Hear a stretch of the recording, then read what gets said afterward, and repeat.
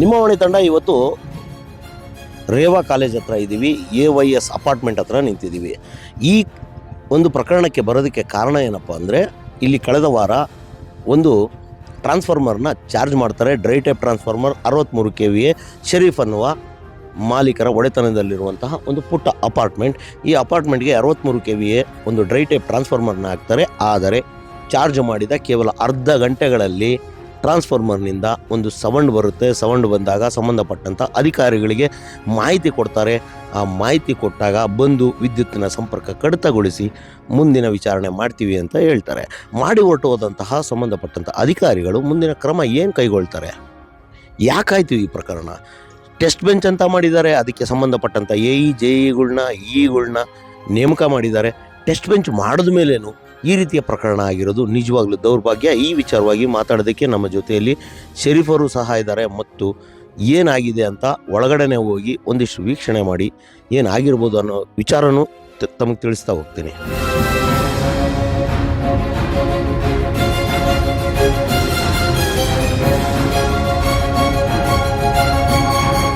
ನಾವಿವಾಗ TC yard ಹತ್ರ ಇದ್ದೀವಿ. ಇಲ್ಲಿ 63 KVA ಒಂದು ಟ್ರಾನ್ಸ್ಫಾರ್ಮರ್ ನಿಮ್ಗೆ ಕಾಣಿಸ್ತಾ ಇದೆ. ಒಂದು RMU ಇದೆ, LT ಕಿಯಾಸ್ಕ್ ಇದೆ, ಎಲ್ಲ ಇದೆ. ಮೀಟ್ರನ್ನು ಸಹ ಫಿಟ್ ಮಾಡಿದ್ದಾರೆ. ಒಳಗಡೆ ಹೋಗಿ ನೋಡೋಣ ಏನಾಗಿದೆ ಅಂತ.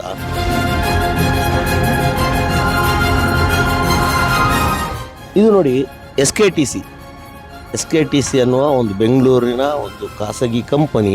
ಈ ಕಂಪನಿ ಕಳೆದ ಹಲವಾರು ವರ್ಷಗಳಿಂದ ಬೆಸ್ಕಾಂ ಮತ್ತು ಎಸ್ಕಾಂಗಳಿಗೆ ತಮ್ಮ TCಗಳ ಸಪ್ಲೈ ಮಾಡ್ತಾ ಇದೆ. ಅದೇ ರೀತಿಯಾಗಿ ಈ ಟೆಸ್ಟ್ ಬೆಂಚಿನ ಗೊಂದಲಗಳು ಸ್ಟಾರ್ಟ್ ಆದಾಗ ಅವ್ರಿಗೊಂದು ಸೀಲ್ ಆಗಬೇಕು. ಪ್ರತಿಯೊಂದು ಕಾನೂನು ಕಟ್ಟುಪಾಡುಗಳನ್ನ ಮಾಡಿದ ಮೇಲೆ ಕಾರ್ಪೊರೇಟ್ ಆಫೀಸ್ನಲ್ಲಿ ಕೂತಂತಹ ಮಹನೀಯರು ಒಂದಿಷ್ಟು ನಿರ್ಧಾರಗಳನ್ನ ತಗೊಂಡ್ರು. ಕಳೆದ ಬಾರಿ ಇದ್ದಂತಹ ಶಾಂತ ಮಲ್ಲಪ್ಪನವರು 3 ಬಾರಿ ಇದನ್ನು ಎಕ್ಸ್ಟೆನ್ಷನ್ ಸಹ ಮಾಡಿದರು. 3 ತಿಂಗಳಿಗೊಂದ್ಸರಿ ರಿನ್ಯೂವಲ್ನ ಸಹ ಮಾಡಿದ್ರು. ಇದೆಲ್ಲ ಮಾಡಿ ಇವರು ಮಾಡಿದ ಯಾವ ಪುರುಷಾರ್ಥಕ್ಕೆ ಈ ಸಾಧನೆಯೋ ಗೊತ್ತಿಲ್ಲ. ಟೆಸ್ಟ್ ಬೆಂಚ್ ಯಾಕಿದೆಯೋ ಅಂತಲೂ ದೇವರಣೆಗೂ ಗೊತ್ತಿಲ್ಲ. ಟೆಸ್ಟ್ ಬೆಂಚ್ ಇದ್ದ ಮೇಲೆ ಅವ್ರು ಏನು ಟೆಸ್ಟ್ ಮಾಡಿದ್ರು, ಯಾವ ಥರ ಟೆಸ್ಟ್ ಮಾಡ್ತಾರೆ, ಇವತ್ತಿನವರೆಗೂ ಯಾವುದೇ ರೀತಿಯಾದ ಒಂದು ಕ್ಲಾರಿಫಿಕೇಷನ್ ಕಾರ್ಪೊರೇಟ್ ಆಫೀಸಿಂದಾಗಲಿ ಟೆಸ್ಟ್ ಬೆಂಚಿಂದಾಗಲಿ ಯಾರೂ ಕೊಟ್ಟಿಲ್ಲ. ನಾನು ಹೋಗಿ ಪರ್ಸ್ನಲ್ ಆಗಿ ಏನು ಸರ್ ಯಾವ ಥರ ಮಾಡ್ತೀರಾ ಈ ಟೆಸ್ಟ್ನ ಅಂತ ಕೇಳಿದಾಗಲೂ ಯಾವೊಬ್ಬ AWನು ಇವತ್ತಿನವರೆಗೂ ಅದು ಕ್ಲಾರಿಫಿಕೇಷನ್ ಕೊಟ್ಟಿಲ್ಲ. ಆ ವಿಚಾರವಾಗಿ ಇವಾಗ ನೋಡ್ತಾ ಹೋದರೆ ಇಲ್ಲಿ ನೋಡಿ 63 KVA ಡ್ರೈ ಟೈಪ್ ಟ್ರಾನ್ಸ್ಫಾರ್ಮರ್ ಇದೆ. ಈ ಡ್ರೈ ಟೈಪ್ ಟ್ರಾನ್ಸ್ಫಾರ್ಮರ್ ಗೊಂದಲ ಕಳೆದ 1 ವರ್ಷದಿಂದ ನಡೀತಾ ಇದೆ. ಇದಕ್ಕೊಂದು ತಾರ್ಕಿಕ ಅಂತ್ಯ ಕಾಣಿಸಿಲ್ಲ ಇವತ್ತವರೆಗೂ. ಇದನ್ನು ಹಂಗೇ ಇಟ್ಕೊಂಬರ್ತಾ ಇದ್ದಾರೆ. 3 ತಿಂಗಳಿಗೊಂದ್ಸರಿ ರಿನ್ಯೂವಲ್ ಮಾಡ್ಕೊಂಡು ಇವರು ಯಾವ್ಯಾವ ರೀತಿ ವ್ಯವಹಾರಗಳು ಮಾಡಿದಾರೋ, ಯಾವ್ಯಾವ ಥರ ಈ ಎಕ್ಸ್ಟೆನ್ಷನ್ಸ್ನ ಕೊಡ್ತಾ ಹೋಗಿದಾರೋ. ಟೆಸ್ಟ್ ಬೆಂಚ್ ಅಂತ ಬಂದ ಮೇಲೆ ಇವರು ಟೆಸ್ಟ್ ಬೆಂಚ್ ಮಾಡ್ತಿರೋದೇನು, ಒಂದು ಡ್ರೈ ಟೈಪ್ ಟ್ರಾನ್ಸ್ಫಾರ್ಮರ್ ಹಾಕಿದಾಗ ಇಲ್ಲಿ ಎನರ್ಜಿ ಲಾಸಸ್ ಬರ್ತಾ ಇದೆ. ಇದು ಲಾಜಿಕಲಿ ನೋಡಿದ್ರೆ ಎನರ್ಜಿ ಲಾಸಸ್ಸು ಡ್ರೈ ಟೈಪ್ ಟ್ರಾನ್ಸ್ಫಾರ್ಮರಲ್ಲಿ ಬರೋಂಗೇ ಇಲ್ಲ. ಆದರೂ ಇವ್ರು ಹೇಳ್ತಿರೋದೇನು, ಸೆಂಟ್ರಲ್ ಗೌರ್ಮೆಂಟ್ ರೂಲ್ಸ್ ಪ್ರಕಾರ ನಾವು ಮಾಡಲೇಬೇಕು, ಟೆಸ್ಟ್ ಬೆಂಚ್ ಆಗಲೇಬೇಕು, ಇದು 5 ಸ್ಟಾರ್ ರೇಟೆಡ್ ಟ್ರಾನ್ಸ್ಫಾರ್ಮರ್ಸ್ ಆಗಲೇಬೇಕು ಅಂತ. ಕಳೆದ ಬಾರಿ ಇದ್ದಂತಹ ಟ್ರಾನ್ಸ್ಫಾರ್ಮರ್ಗಳನ್ನೇ ಇವಾಗ ಅಪ್ರೂವಲ್ ಕೊಟ್ಟಿದ್ದಾರೆ. ಯಾಕಂದರೆ ಇದು ಬಂದ್ಬಿಟ್ಟು ಜೂನ್ 29ಕ್ಕೆ ವರ್ಕ್ ಆರ್ಡರ್ ಆಗಿ ಇವ್ರು ಕೆಲಸ ಮುಗಿಸಿ ಇಷ್ಟೊತ್ತಿಗೆ ವಿದ್ಯುತ್ ಬಂದು ಇವ್ರಿಗೆ ಹೆಚ್ಚು ಕಡಿಮೆ 4-5 ತಿಂಗಳ ಬಿಲ್ಲು ಬರಬೇಕಾಗಿತ್ತು. ಆದರೆ ಇವತ್ತಿನವರೆಗೂ ಇವ್ರು ಕರೆಂಟ್ ಕೊಡೋಕ್ಕೆ ಆಗಿಲ್ಲ. ಈ ಪರಿಸ್ಥಿತಿಲಿದೆ. ಇವತ್ತು ನಾವು ಮಾತಾಡೋಕೆ ಬಂದಿರೋದು ಈ ಡ್ರೈ ಟೈಪ್ ಟ್ರಾನ್ಸ್ಫಾರ್ಮರು. ಇದು ನೋಡಿ, ಇನ್ಸ್ಟಾಲ್ ಮಾಡಿ ಚಾರ್ಜ್ ಮಾಡಿದ ಅರ್ಧ ಗಂಟೆಯಲ್ಲೇ ಸೌಂಡ್ ಬಂತಂತೆ. ಆ ಸೌಂಡ್ ಬಂದಿದ್ದಕ್ಕೆ ನಿಲ್ಲಿಸಿದ್ದಾರೆ. ಇಲ್ಲಿ ನೋಡಿ, ಇಲ್ಲಿ ನೋಡ್ಬೋದು, ಮುಂದೆ ಬನ್ನಿ ನೋಡಿ. ಟೆಸ್ಟ್ ಬೆಂಚ್ ಅವ್ರು ಹಾಕಿದಂತಹ ಸೀಲ್ಗಳಿದೆ ನೋಡಿ, ನಿಮ್ಗೆ ಕಾಣಿಸ್ತಾ ಇದೆ. ಟೆಸ್ಟ್ ಬೆಂಚ್ ಅವ್ರು ಹಾಕಿದಂತಹ ಸೀಲ್ಗಳು, 2 ಸೀಲ್ಗಳು. ಒಂದು ಮ್ಯಾನುಫ್ಯಾಕ್ಚರರ್ ಕಂಪನಿ ತಮ್ಮ ಒಂದು ಪರಿವರ್ತಕನ ನಿರ್ಮಾಣ ಮಾಡಿದ್ಮೇಲೆ, ತಯಾರಿಸಿದ ಮೇಲೆ ಟೆಸ್ಟ್ ಬೆಂಚ್ಗೆ ಅವರೇ ನೇರವಾಗಿ ತಗೊಂಡೋಗ್ತಾರೆ. ಟೆಸ್ಟ್ ಬೆಂಚ್ನಲ್ಲಿ ಟೆಸ್ಟ್ ಮಾಡಿಸ್ತಾರೆ. ಒಂದು 24 ಗಂಟೆನೋ 12 ಅವರು 6 ಅವರು ಅದೇನೋ ಗೊತ್ತಿಲ್ಲ. ಇವ್ರು ಯಾವ ರೀತಿ ಟೆಸ್ಟ್ಗಳು ಮಾಡ್ತಾರೆ, ಏನು ಬೆಂಚ್ ಇಟ್ಕೊಂಡಿದ್ದಾರೆ, ಯಾವ ಥರ ಬೆಂಚ್ ಇಟ್ಕೊಂಡಿದ್ದಾರೆ. ಅಲ್ಲೂ ಒಂದಿಷ್ಟು ನೌಕರರನ್ನು ಸೇರಿಸ್ತಾರೆ. AW ಇರ್ತಾರೆ, AE ಇರ್ತಾರೆ, ಅವ್ರ ಮೇಲ್ ವಿಚಾರಣೆಗೆ ಇರ್ತಾರೆ. ಇವ್ರಿಗೆಲ್ಲ ಸಂಬಳ, ಗಾಡಿ, ಉಸ್ತುವಾರಿ ಎಲ್ಲವನ್ನೂ ಕೊಟ್ಟು ಇವ್ರಿಗೊಂದು ಕಟ್ಟಡ ಕೊಟ್ಟು ಅಷ್ಟಕ್ಕೂ ಸರ್ಕಾರಿ ಹಣನ ಹಾಕಿ ಇದನ್ನೆಲ್ಲ ಮಾಡಿ ಸಹ ಈ ರೀತಿಯಾಗಿದೆ. ಇದು ನೋಡಿ, SKTC ಕಂಪನಿಯ ಒಂದು ಟ್ರಾನ್ಸ್ಫಾರ್ಮರು. ಇವರು ಹಾಕಿ ಅರ್ಧ ಗಂಟೆಯಲ್ಲೇ ಈ ಟ್ರಾನ್ಸ್ಫಾರ್ಮರು ಸೌಂಡ್ ಬರುತ್ತೆ. ನಿಮ್ಗೆ ನೋಡಿ, ಇಲ್ಲಿ ತೋರಿಸಿ, ಇಲ್ಲಿ ನೋಡಿ, ಕಪ್ಪಗಾಗಿದೆ ನೋಡಿ, ನಿಮ್ಗೆ ಕಾಣಿಸ್ತಾ ಇರ್ಬೋದು. ಅಲ್ಲಿ ಕಪ್ಪಗಾಗಿರೋದು ವೈರೆಲ್ಲ ಕಪ್ಪಗಾಗಿದೆ, ಕಾಣಿಸ್ತಾ ಇದೆಯಾ? ವೈರೆಲ್ಲ ಕಪ್ಪಗಾಗಿದೆ. ಈ ಸೆಂಟ್ರನ್ನ ಯೆಲ್ಲೋ ಫೇಸು ಇಲ್ಲಿ ಫ್ಲ್ಯಾಶ್ ಓವರ್ ಆಗಿದೆಯಾ ಅಥವಾ ಒಳಗಡೆ ಏನು ಸರಿಯಾದ ಕೆಲಸ ಮಾಡಿದಾರಾ ಇಲ್ವಾ, ಯಾವ ರೀತಿಯಾಗಿ ಈ ಒಂದು ಡ್ರೈ ಟೈಪ್ ಟ್ರಾನ್ಸ್ಫಾರ್ಮರ್ ಕೊಟ್ಟರೋ ಗೊತ್ತಿಲ್ಲ. ಈ ವಿಚಾರವಾಗಿ ಏನಾಯಿತು, ಯಾಕಾಯಿತು, ಹೆಂಗಾಯಿತು ಅಂತ ಮಾತಾಡೋದಕ್ಕೆ ನಮ್ಮ ಜೊತೆಲಿ ಕಟ್ಟಡ ಮಾಲೀಕರಾದ ಶರೀಫ್ ಅವರು ಸಹ ಇದ್ದಾರೆ, ಅವ್ರನ್ನೂ ಸಹ ಮಾತಾಡಿಸ್ತಾ ಹೋಗ್ತೀನಿ. ಸರ್ ನಮಸ್ತೆ. ನಮಸ್ಕಾರ. ಸರ್ ಏನಾಯ್ತು ನಿಮ್ಮ ಈ ಪ್ರಾಬ್ಲಮ್ ಏನಾಯ್ತು, ಇಲ್ಲಿ ಏನು ಪ್ರಾಬ್ಲಮ್ ಆಯ್ತು? ಏನೂ ಇಲ್ಲ, ಎ ಇ ಅವರೆಲ್ಲ ಯಾವತ್ತು ಚಾರ್ಜ್ ಮಾಡಿದ್ದೆ, ಅವತ್ತು ಕರೆಂಟ್ ಬಂದಿದೆ ಯಾವತ್ತು ನಿಮಗೆ? ಕರೆಂಟ್ ಬಂದಿದ್ದು 4 ದಿವಸ ಮುಂಚೆ. 4 ದಿನ ಹೋದ ವಾರ. ಹಾಂ, ಓಕೆ, ಏನಾಯ್ತು ಅವತ್ತು? ಬಂದು ಚಾರ್ಜ್ ಮಾಡಿದ್ರು, ಇಲ್ಲೆಲ್ಲ ಟೆಸ್ಟ್ ಮಾಡಿದ್ರು, ಇದೆಲ್ಲ ಆನ್ ಮಾಡಿ. ಯಾರ್ಯಾರು ಬಂದಿದ್ರು ಚಾರ್ಜ್ ಮಾಡೋದಕ್ಕೆ? ಎ ಇ ಅವರು, ಬೆಸ್ಕಾಂ ಅವರು, ಲೈನ್ ಮ್ಯಾನ್ ಅವರು ಎಲ್ಲ ಬಂದಿದ್ರು. ಎಷ್ಟು ಜನ ಬಂದಿದ್ರು ಅಂದಾಜು? ಒಂದು 6-7 ಜನ ಬಂದಿದ್ರು, ಲೈನ್ ಮ್ಯಾನ್ಗಳೆಲ್ಲ ಎಲ್ಲ ಸೇರಿಸಿ. ಎಲ್ಲ ಸೇರಿ 6-7 ಜನ ಚಾರ್ಜ್ ಮಾಡೋದಕ್ಕೆ 6-7 ಜನ ಬಂದಿದ್ರು. ಇಡೀ ವೈಂಡಮ್ಮೆ ಬಂದಿತ್ತು ಅಂದಂಗಾಯ್ತು ಅಲ್ಲಿಗೆ. ಓಕೆ ಸರ್, ಏನಾಯ್ತು? ಬಂದರು ಅವರೆಲ್ಲ, ನಮಗೆ ಇದೆಲ್ಲ ಆನ್ ಮಾಡಬೇಡಿ, ಇದು ಕೂಲಿಂಗ್ ಆಗಲಿ ಅಂದ್ಬಿಟ್ಟು ಹೇಳ್ಬಿಟ್ಟು ಚಾರ್ಜ್ ಮಾಡ್ತಾ ಇದ್ದೀವಿ ಅಂತ ಹೇಳಿದ್ರು. ನೀವೇನೋ ಓನರ್ ಅಂದರು. ಹೌದು ಅಂದರು. ಬರ್ಕೊಂಡ್ರು, ಬುಕ್ಕಲ್ಲಿ ಒಂದು ಬರ್ಕೊಂಡ್ರು. ಟೆಂಪ್ರವರಿ ತೆಗೆದ್ಬಿಡ್ತೀನಿ ಅಂದರು, ತೆಗೆದ್ರು. ಚಾರ್ಜ್ ಮಾಡಿದ್ರು, ಇದು ಆನ್ ಮಾಡಿದ್ರು. ಇಲ್ಲಿ ಕರೆಂಟ್ ಬರ್ತಾ ಇದೆ ನೋಡಿ ಅಂತ ತೋರಿಸಿದ್ರು. ಒಂದು 3 ಫೇಸ್ ಬರ್ತಾಯ್ತಾ? ಎಲ್ಲ ಬರ್ತಿತ್ತು. ಓಕೆ, ಇಲ್ಲಿ ನಿಮ್ಗೆ ಆನ್ ಮಾಡಿದ್ರೆ ಇದನ್ನ ಇದು ಮಾಡಿಲ್ಲ, ಅದು ಮಾಡಬೇಡಿ ಅಂದರು. ಓಕೆ, ಅದು ನಿಮ್ಮ ಎಲೆಕ್ಟ್ರಿಷಿಯನ್ ಬಂದು ಮಾಡ್ಕೊಳ್ಳಿ, ಸರಿ, ನೀವು ಮಾಡಬೇಡಿ ಅಂದರು. ಓಕೆ ಅಂದ್ಬಿಟ್ಟು ನಾನು ನಿಂತ್ಕೊಂಡಿದ್ದೆ. ನಿಂತ್ಕೊಂಡಿದ್ದಕ್ಕೆ ಒಂದು 15 ನಿಮಿಷ ಆದಮೇಲೆ ಅವರು ನಾವು ಹೋಯ್ತೀವಿ ಅಂದರು. ಸರಿ, ಅವ್ರ ಕೆಲಸ ಮುಗಿಸಿದ್ರು, ಹೋದ್ರು. ಆಯಿತು, ಏನೂ ಆಗಿಲ್ಲ, ಕರೆಕ್ಟ್ ಆಗಿದ್ವಿ. ಅವ್ರು ಹೋಗಿದ್ದು ಒಂದು 15 ನಿಮಿಷಕ್ಕೆ ಸೌಂಡ್ ಬಂತು, ಡಮ್ ಅಂತ. ಅಂದ್ರೆ ಚಾರ್ಜ್ ಮಾಡಿದ್ದು ಒಂದು ಅರ್ಧ ಗಂಟೆಗೆ ನಿಮ್ ಸೌಂಡ್ ಬಂದಿದೆ. ನಾವೆಲ್ಲ ಅಲ್ಲೇ ನಿಂತಿದ್ವಿ, ಗೇಟ್ ಆಚೆ ಕಡೆ. ಓಡ್ ಬಂದಿದ್ದು ನೋಡಿದ್ರೆ ಎಲ್ಲ ಒಂಥರ ಇದು ಹೊಗೆ ಎಲ್ಲ ಬಂದಿತ್ತು. ಓಕೆ, ಅದ್ರ ಒಳಗಡೆ ಹೊಗೆ ಬಂದಿತ್ತು. ಹೊಗೆ ಬಂದು ಒಂಥರ ಆಗಿ ಎಲ್ಲ ಕರೆಂಟ್ ಹೊಂಟೋಗಿತ್ತು. ಕರೆಂಟ್ ಪೂರ್ತಿ ಹೋಯ್ತಾ? ಪೂರ್ತಿ ಬಿಲ್ಡಿಂಗ್ ಗಳೆಲ್ಲ ಈ ಕಡೆ ಅಕ್ಕಪಕ್ಕ ಎಲ್ಲ ಕರೆಂಟ್ ಎಲ್ಲ ಹೋಯ್ತು. ಸರಿ, ಎಲ್ಲ ಹೋದ್ಮೇಲೆ ನಾವು ಏನ್ ಮಾಡಿದ್ವಿ, ಫೋನ್ ಮಾಡಿದ್ವಿ ನಮ್ಮ ಇವರು ಏನು ಕಾಂಟ್ರಾಕ್ಟರ್ ಫೋನ್ ಮಾಡಿದ್ರಿ. ಕಾಂಟ್ರಾಕ್ಟರ್ ಫೋನ್ ಮಾಡಿದ್ದಕ್ಕೆ ನೀವೇನ್ ಮಾಡಬೇಡಿ ಸರ್, ದೂರನೇ ನಿಂತಿರಿ, ನಾನು ಬರ್ತೀನಿ ಅಂತ ಹೇಳಿದ್ರು. ಸರಿ, ಬಂದ್ಬಿಟ್ಟು ಅವರು ಏನ್ ಮಾಡಿದ್ರು, ಏನಾಗಿದೆ ಅಂತ ನೋಡಿದ್ರು. ನೋಡಿ ಅವರು ವಿಡಿಯೋ ಮಾಡಿದ್ರು. ವಿಡಿಯೋ ಮಾಡಿದಾಗ ಇದೆಲ್ಲ ಕಲರ್ಸ್ ಇತ್ತು, ಹೊಗೆ ಬಂದಿದೆ ಅಂತ. ಅವರು ಎಗೆ ಅವ್ರಿಗೆ ಬೆಸ್ಕಾಂ ಅವ್ರ ಆಫೀಸರ್ಸ್ಗೆಲ್ಲ ಫೋನ್ ಮಾಡಿದ್ರು. ಫೋನ್ ಮಾಡಿ ಅವ್ರು ಏನು ಮಾಡಿದ್ರು, ಇನ್ನೊಂದ್ಸತಿ ಆನ್ ಮಾಡ್ತೀನಿ, ಚೆಕ್ ಮಾಡು ಅಂದರು. ಅವರು ಇದ್ರು, ಕಾಂಟ್ರಾಕ್ಟರ್ ಎಲ್ಲ ಇದ್ರು. ಅವಾಗ ಒಂದ್ಸತಿ ಆನ್ ಮಾಡಿದ್ರೆ ತಿರ್ಗಾ ಡಮ್ ಅಂತು. ಮತ್ತೆ ಎರಡನೇ ಸರಿನೂ ಶಬ್ದ ಬಂದಿದೆ. ಶಬ್ದ ಬಂತು, ಎಲ್ಲ ಕರೆಂಟ್ ಹೋಯ್ತು ತಿರ್ಗಾ. ಅದಕ್ಕೆ ತಿರ್ಗಾ ಏನು ಮಾಡಿದ್ರು, ಅವ್ರು ಲೈನ್ ಮ್ಯಾನ್ ಅವ್ರಿಗೆ ಕಳಿಸಿದ್ರು. ಲೈನ್ ಮ್ಯಾನ್ ಅವ್ರು ಬಂದು ಈ ಇದರಲ್ಲಿ ಆಫ್ ಮಾಡಿದ್ರು, ಲೈನ್ ಆಫ್ ಮಾಡಿದ್ರು. ಇದು ಆಫ್ ಮಾಡಿದ್ಮೇಲೆ ಟೆಂಪ್ರವರಿ ಕನೆಕ್ಷನ್ ಇದು ಮೀಟ್ರ್ ಬಿಚ್ಕೊಬಿಟ್ಟಿದ್ರಲ್ಲ. ಇವಾಗ ನಮಗೆ ಇದು ಎಲ್ಲರೂ ಕರೆಂಟ್ ಇಲ್ಲ ಅಂದರು. 4-5 ಅವರ್ ಆಗೋಯ್ತು.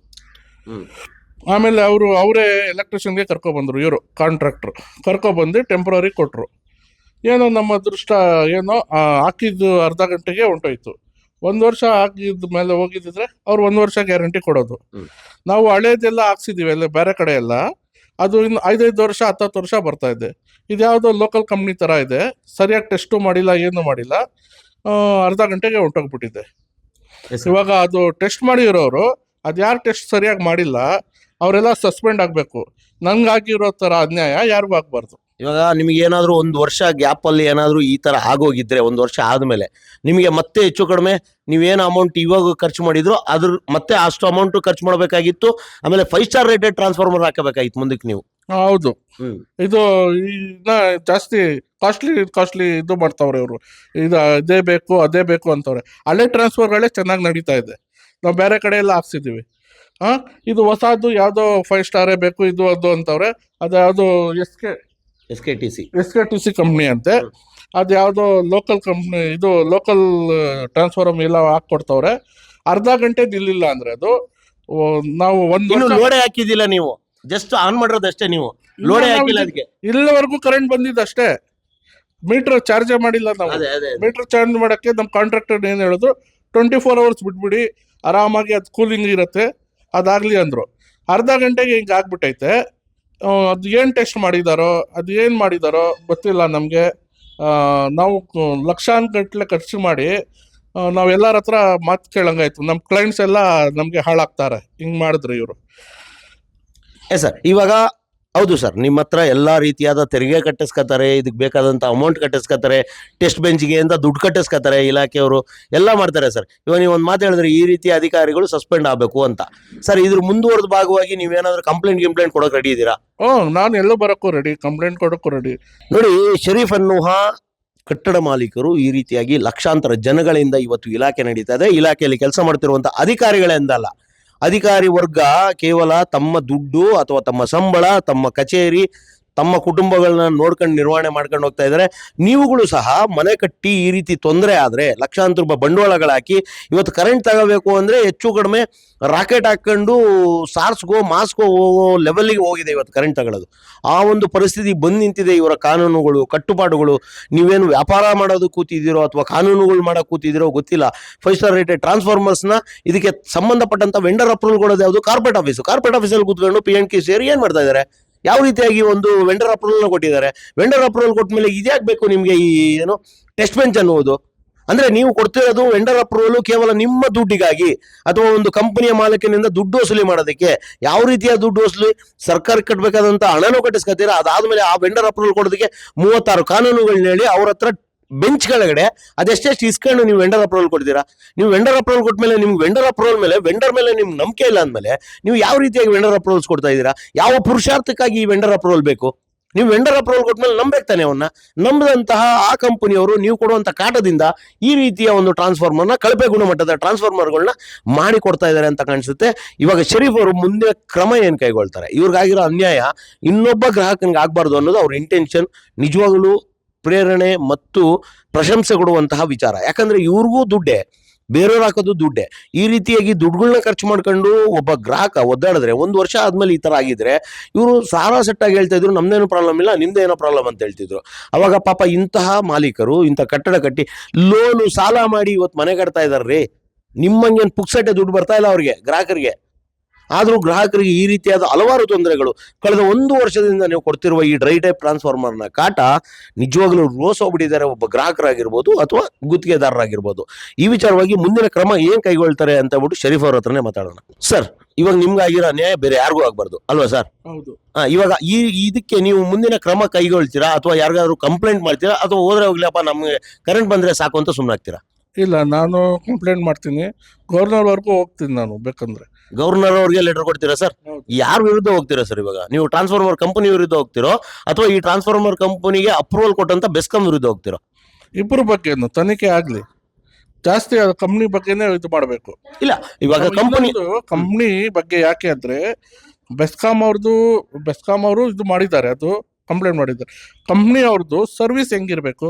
ಅಷ್ಟು ಲಕ್ಷ ತಗೋಬಿಟ್ಟು 1 ದಿವಸದಲ್ಲಿ ಅವ್ರು ರೆಡಿ ಇಟ್ಟಿರ್ಬೇಕು. ಟ್ರಾನ್ಸ್ಫಾರ್ಮರ್ ತಗೊಬಂದು ತಪ್ಪಾಗತ್ತಪ್ಪ, ಯಾವ್ದೋ ತಪ್ಪಾಗಿ ಆಗತ್ತೆ. ಆಗಿದ್ಯಾ ತಗೊಬಂದು ರಿಪ್ಲೇಸ್ ಮಾಡಿ ಕೊಡ್ಬೇಕು. ನಾವು 2 ದಿವಸ 3 ದಿವಸ ಕರೆಂಟ್ ಇಲ್ದಿರ ಇರ್ಬೇಕಾಗತ್ತ. 4 ದಿವಸ ಆಯ್ತು. ಅದು ಟೆಂಪ್ರವರಿ ಅವ್ರು ಏನಾದ್ರು ಬಂದು ಅವರು ಬೆಸ್ಕಾಂ ಅವ್ರು ಕೊಟ್ಟಿರ್ಲಿಲ್ಲ ಅಂದಿದ್ರೆ ಕರೆಂಟ್ ಇರ್ತಿರ್ಲಿಲ್ಲ. 4 ದಿವಸದಿಂದ ನಾವು ಕರೆಂಟ್ ಇಲ್ದಿರ ಇರಕ್ಕಾಗಲ್ಲ. 6 ತಿಂಗಳಿಂದ ಕರೆಂಟ್ಗೋಸ್ಕರ ಕಾಯ್ತಾ ಇದ್ದೀರಾ. ಬಂದ್ರೆ ಈ ಪರಿಸ್ಥಿತಿ.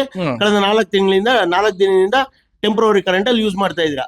ಲೋಡ್ ಜಾಸ್ತಿ ಆದ್ರೆ ಅದು ತೊಂದರೆ ಆಗುತ್ತೆ.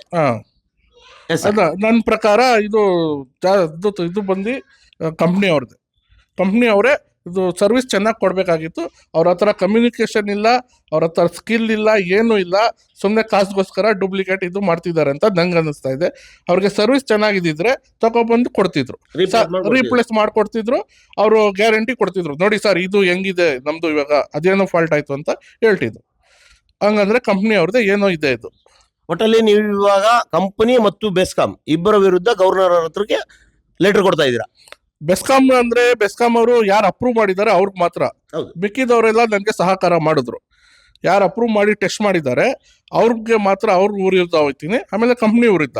ಯಾಕಂದ್ರೆ ಸರ್ವಿಸ್ ಕಾಸು ತಗೊಂಡಿರೋದು ಅವರು, ಸರ್ವಿಸ್ ಕೊಡ್ಬೇಕಾಗಿರೋದು ಅವರು. ಅವ್ರು ರೆಡಿ ಇರ್ಬೇಕು, ಅವ್ರದ್ದು ಡ್ಯೂಟಿ ಅದು. ಯಾವಾಗ ಎಲ್ಲೋಗತ್ತೋ ಅಂತ ಗೊತ್ತಾಗಲ್ಲ. ನಾವು 1 ದಿವಸ ಅಂದ್ರೆ ಏನೋ ಅಡ್ಜಸ್ಟ್ ಮಾಡ್ಕೋಬಹುದು, ಮಾರನೇ ದಿವಸ ತಗೊಬಂದು ಅವ್ರು ರೆಡಿ ಇದು ರಿಪ್ಲೇಸ್ ಮಾಡ್ಕೊಳ್ಳೇಬೇಕು, ಇಲ್ಲ ರೆಡಿ ಮಾಡ್ಕೊಳ್ಬೇಕು. ಹಿಂಗಾಗಿಲ್ಲ ಅಂದ್ರೆ ನಾನು ಕಂಪ್ನಿ ವಿರುದ್ಧನೇ 90% ಕಂಪ್ನಿ ವಿರುದ್ಧ. ಮಿಕ್ಕಿದ್ದು ಅವರು ಟೆಸ್ಟ್ ಮಾಡಿದಾರಲ್ಲ ಅವ್ರಿಗೆ ಸಸ್ಪೆಂಡ್ ಮಾಡಿಸ್ತೀವಿ. Thank you sir. ಇದಾಗಿತ್ತು ಕಟ್ಟಡ ಮಾಲೀಕರಾದ ಶರೀಫ್ ಅವರ ಮಾತು. ನೊಂದೋಗಿದ್ದಾರೆ, ನಿಜವಾಗ್ಲೂ ನೊಂದೋಗಿದ್ದಾರೆ. ಯಾಕಂದರೆ ಒಂದು service oriented company BESCOM service ಕೊಡಬೇಕು. ಎರಡನೇದ್ದು ವೆಂಡರ್ ಅಪ್ರೂವಲ್ ತೆಗೆದುಕೊಂಡಂತಹ SKTC ಅವರು ಸಹ ಇಮ್ಮಿಡಿಯೇಟ್ ಆಗಿ ಸ್ಪಂದಿಸಬೇಕಾಗಿತ್ತು. ಇವ್ರಿಗಾಗಿದ ಅನಾನುಕೂಲ ಮತ್ತು ತಪ್ಪು ಅವರ ಕಂಪನಿಯಿಂದ ಅವರದೇ ಒಂದು ವಸ್ತುವಿನಿಂದ ಆಗಿರೋದ್ರಿಂದ ಅವರು ಸ್ಪಂದಿಸಿ ಇಮ್ಮಿಡಿಯೇಟ್ ಆಗಿ ಆಫೀಸರ್ಸ್ಗಳು ಸಂಬಂಧಪಟ್ಟಂಥ ಅಧಿಕಾರಿಗಳಿಗೆ ಮಾತಾಡಿ ಬೇರೆ ಟ್ರಾನ್ಸ್ಫಾರ್ಮರ್ನ ತಂದಿಡಬೇಕಾಗಿತ್ತು, ಅಥವಾ ಏನಾದ್ರು ಹಲವಾರು ಇವ್ರದ್ದು ಏನಿದೆಯೋ ಆ ರೂಲ್ಸ್ ಪ್ರಕಾರ ಇವ್ರಿಗೆ ವಿದ್ಯುತ್ತನ್ನು ಕೊಡಬೇಕಾಗಿತ್ತು. ಯಾಕಂದರೆ ಇವರು ಲಕ್ಷಾಂತರ ರೂಪಾಯಿ ದುಡ್ಡುಗಳನ್ನ ಸೆಲ್ಫ್ ಎಕ್ಸಿಕ್ಯೂಷನ್ ವರ್ಕಲ್ಲಿ ಕಟ್ಟಿ ಲಕ್ಷಾಂತರ ರೂಪಾಯಿ ಪರಿಕರಗಳಿಗೆ ದುಡ್ಡನ್ನ ಕೊಟ್ಟು ಎಲ್ಲವನ್ನೂ ಮಾಡಿದ್ರು ಸಹ ಇವತ್ತಿಗೂ ಇವ್ರಿಗೆ ಕರೆಂಟ್ ಬಂದಿಲ್ಲ ಅಂದರೆ ಯಾರಿಗೇ ಆಗಲಿ ಬೇಜಾರಾಗುತ್ತೆ. ಒಂದು ವಸ್ತುನ ತಗೊಂಡ್ಮೇಲೆ ಅದು ಬಳಕೆ ಆಗಬೇಕು. ಆ ಬಳಕೆ ಆಗಲಿದ್ದಾಗ ಸಹಜವಾಗಿ ಅವ್ರಿಗೆ ಅನಾನುಕೂಲವಾದಾಗ ಈ ರೀತಿಯ ಒಂದು ಮಾತುಗಳು ಬಂದೇ ಬರುತ್ತೆ. ಇವರು ಹೇಳ್ತಿರೋದು ಏನಂದರೆ, ನಾನು ಇವಾಗ ಇವರು ನನಗೆ ಸ್ಪಂದಿಸಿಲ್ಲ, ಹಂಗಾಗಿ ನಾನು ಇವರ ವಿರುದ್ಧ, ಅದು ಕಂಪನಿ ಆಗಿರ್ಬೋದು ಅಥವಾ SKTC ಅವರ ವಿರುದ್ಧ ನಾನು ಗವರ್ನರ್ ಅವರಿಗೆ ಲೆಟರ್ನ ಕೊಟ್ಟು ಸಂಬಂಧಪಟ್ಟಂತಹ ಯಾರು ಈ ಟೆಸ್ಟ್ ಬೆಂಚಿನ ಅಧಿಕಾರಿಗಳು ಯಾವ ರೀತಿಯಾಗಿ ಟೆಸ್ಟ್ ಮಾಡಿದ್ರು, ಏನು ಮಾಡಿದ್ರು, ಇವ್ರು ಏನು ಮಾಡಲಿದ್ದಂಗೆ ಕೊಟ್ಟಂಗಿದ್ದಾರೆ, ಹಂಗಾಗಿ ಇವರ ವಿರುದ್ಧ ಇವರು ಸಸ್ಪೆಂಡ್ ಆಗಬೇಕು ಅನ್ನೋದು ಶರೀಫ್ ಅವರ ಮಾತು.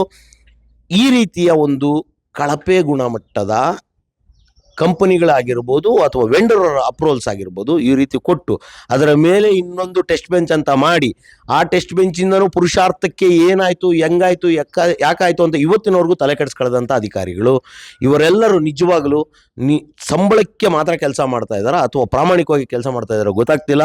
ಒಟ್ಟಾರೆಯಾಗಿ ಈ ಪ್ರಕರಣ ನಿಜವಾಗ್ಲೂ ಬೆಳಕು ತರಿಸುವಂಥದ್ದು, ಕಣ್ಣು ತೆರೆಸುವಂಥ ಪ್ರಕರಣ. ಮುಂದಿನ ದಿನಗಳಲ್ಲಿ ಯಾವ ಒಬ್ಬ ಗ್ರಾಹಕರಿಗೂ ಈ ರೀತಿಯ ತೊಂದರೆ ಆಗಬಾರ್ದು.